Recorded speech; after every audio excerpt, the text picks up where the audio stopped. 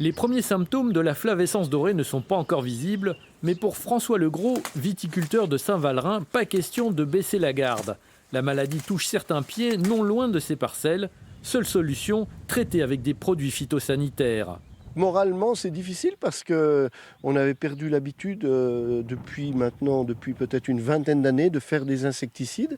C'est d'ailleurs pour ça aussi qu'on était réfractaire à faire systématiquement des insecticides dans tout le vignoble de la Bourgogne ou de la région. Face au retour en force de la flavescence dorée, les viticulteurs bourguignons ont opté pour la prospection collective des vignes. En clair, les pieds de chaque parcelle sont vérifiés pour déterminer s'ils ont été contaminés.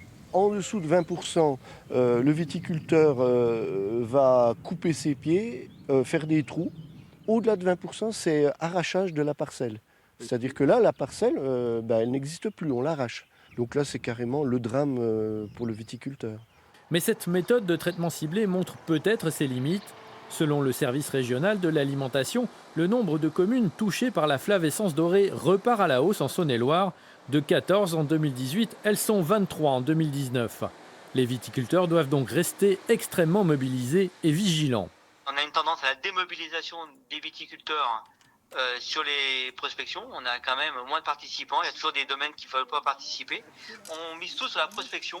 La prospection derrière des nombres d'analyses importantes. Et après, bien sûr, suivi des arrachages des pieds contaminés. Les viticulteurs ont peu de temps pour agir. La préfecture autorise les traitements jusqu'au 20 juin en espérant que cela soit suffisant pour venir à bout de la flavescence dorée.